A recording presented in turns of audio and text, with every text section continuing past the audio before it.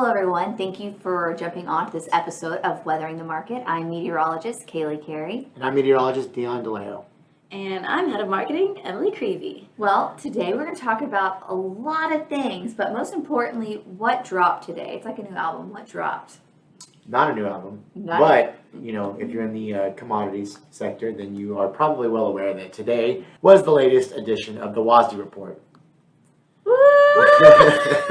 Yes, which is extremely exciting because I don't know about you guys, but as we head deeper into late spring, early summer, it feels like this season's going to be volatile when it comes to trading, prices, and all that good stuff. Absolutely. We've hinted at that a few times already in a few other episodes about the volatility of the market this season and what to expect, and it has a lot to do with what's changing both, atmospherically as well as how the markets are responding to that already and just outlooks for the season. So, we're going to dive a little bit more into that potential volatility today. Exactly. So let's just start off with South America drought, because this is something that we've even covered way earlier on. We've been following this for a while because they were, they had unseasonable. Yeah, since like October. Yes. Yeah. And it was just kind of like, we see this coming. They're getting this second crop corn laid in the ground, leading into a dry season. And what's been going on there, Dion? Well, basically their biggest fear has come true, and that is, they've transitioned into their dry season now. And as a result, all this late planted safrinha corn is quickly deteriorating. And, it's unfortunately, it's pretty much been the narrative of the crop. They were afraid at first. They're like, maybe we can get enough out before it gets too dry. Maybe we can have a little bit of extra rain.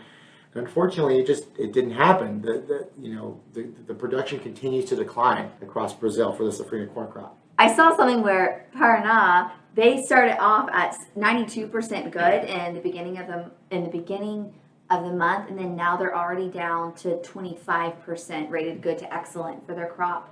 So just to show, they're actually dealing with unseasonable dryness. I know the rain's in the forecast for today, but they're kind of dipping back into another dry period. So to kind of break it down, it's South America, it's farming currently in two regions. Is that correct? There's kind of a region a little bit further north and south, like Mato Grosso's north. Mato Grosso do Sul, yeah, no problem. Goiás, kind of part of the northern region there too, and then it drifts farther down towards the south. You get Paraná and Sao Paulo, and so unfortunately, because of the safrinha corn region and where it's all at, the dryness is pretty set in there, and Paraná is pretty bad. But Mato Grosso, which is one of the biggest, actually I think it pretty much is the largest producing region for Brazil for the safrinha corn crop. They're dry. Paraná has at least seen some rainfall out of this, during the quote-unquote dry season, and their yields are dropping. So there's areas that are drier than that. So we can expect this narrative to just pretty much spread across that entire growing region. And so, we actually saw that today in the WASDE report. The Brazil safrinha corn crop was cut extensively, and that's just due to persistent drought. And this is something that we've been watching. And when you see, that corn crop cut extensively, and then you have to also couple in the fact that there's a strong global corn demand at the moment, and that is just continuing to bring those prices up, and that's extending into the new market year as well.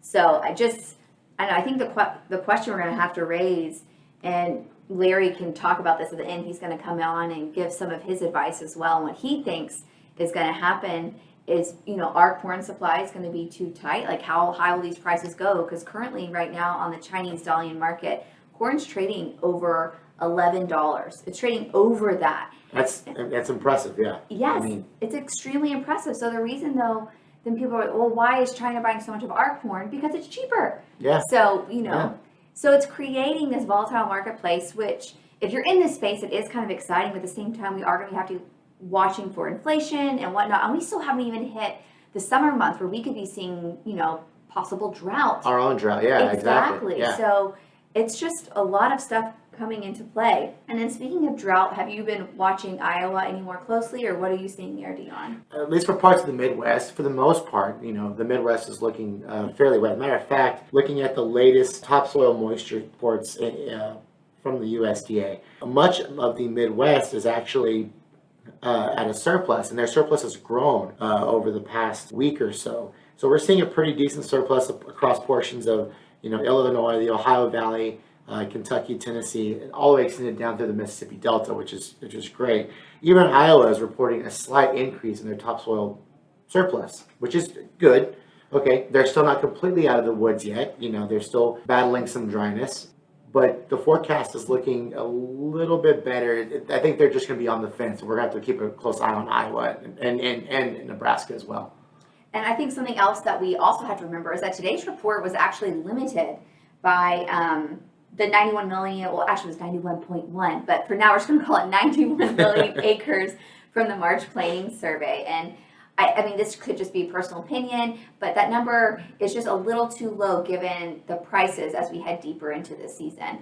Because you would think that more people would be planting corn and whatnot leading into this volatile market season. I don't know, something to think about. Yeah, definitely have something to keep an eye on. Especially, and then I was talking about corn going for $11 on the Chinese Dalian exchange, but do you know what soybeans are going for? I actually do not know what soybeans are going for. Near $18. $18? What? Yes. So, I know. It's cheaper to buy from over here. So will we catch up? What's going to happen? I know soybeans are going up today, so we'll just have to see where everything leads. Circling back to Iowa and the Corn Belt region, did you guys see anything about the frost advisories and the freeze warnings? Yes. Hey, that could affect supply too. It could, if anything's already gone up. But my only hope for farmers that have already planted in Germany, because it was super warm in the month of April, but this month of May has been cold, and we touched on that last week. But the MJO phases and whatnot coming through is that the seeds, nothing has come up because it has been a little bit cooler. So everything's hopefully been a little bit slower. Hopefully been a little slower to kind of, Yes, exactly. Hopefully for their sake, it's been a little bit slower. So far, I haven't seen any major reports on anything regarding kind of potential damage from those. So that's a bit of good news. Yeah, that's good. There. I think especially in weather and everything, no news is good news so far. So as long as we don't hear about it, I think it's okay for now. That's a good point. For now. Agreed. And then we can't forget about wheat. Let's throw wheat in there real quick.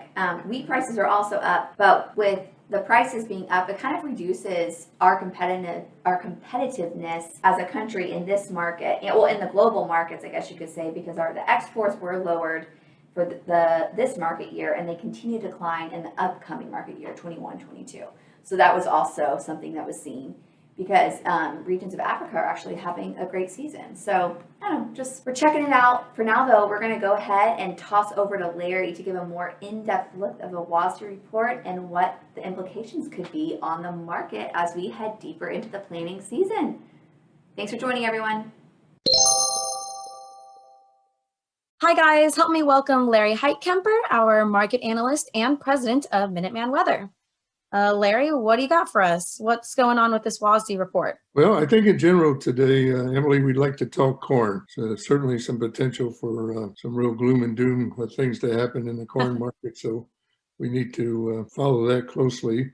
The WASDE report itself showed, the major thing it showed was a 6 million metric ton reduction in the Brazil crop, which surprised me a little. I thought they'd go down 2, maybe 3. I think 6 was warranted. I just didn't think they'd drop it that fast. And I still think they have probably another 2 to 4 million metric tons to go, because the weather outlook down there is just for dry, and they've still got some crop that could be out, but by the time we get to late May, 1st of June, it'll be basically beyond repair. So I think that's the major thing in the short term, which makes U.S. corn quite still competitive for the Chinese. Assuming they decide to buy, of course, we're getting at prices where there is some demand rationing likely to happen. As we turn our attention to the new year, interesting thing in the WASDE report that I saw was they assumed the U.S., Russia, and Ukraine were all going to produce very large corn crops this year. So that may happen, but I don't know if that's the way to bet. And whatever happens, I think we're going to see just tremendous price volatility going forward. It looks like we'll get the crop in pretty well in the U.S. There's a little bit too much rain in some areas, but that's a lot better and dryness, and it looks like there's a little bit of dryness in western Iowa, but overall I think we'll get the crop in fine. So then we'll have to turn our attention to the growth period. Well, if you look historically, what you see during the growth period in these type of years where stocks are fairly tight and the market's on edge, is about June 10th or so, this whole market turns into a weather market. And because we don't really trust 11 to 15 day forecast, what we really trade around is the 6 to 10 day forecast. And more so heat than dryness during that period, because heat can just totally kill the pollination by drying out the silks and really destroying the crop. So we look more for heat than dryness during that period. But I think we'll hang our hat on just about every 6 to 10 day forecast that comes out from like June 10th right on through early July. And one comment I made to a colleague the other day was, I'm pretty sure this year the corn market's going to move limit after the long July 4th weekend. I just don't know which way. But that volatile that it could, with an unexpected rain, it could go way down, and with a midst of a expected rain event, it would go way up. But anyway, the world's going to be volatility, and that's going to continue right on until we really get the resolution of the Ukraine and to an extent to China, but the Ukraine and Russia crops especially, which are the major competitors for our exports in the fall. So that's about it. Volatility, the buzzword. Look out for a weather market starting around June 10th. Take care. All righty. Thanks for listening. Yeah, thanks for listening, guys. That was Larry Heitkemper. Thanks for listening to this week's episode of Weathering the Market. We love sharing all this information with you guys, and if you didn't already know, we work for a company called Minuteman Weather, which provides a full range of energy and agricultural weather services. If you would like to sign up for a free trial or request more information, check us out at minutemanweather.com. We'll be back next Wednesday. Thanks.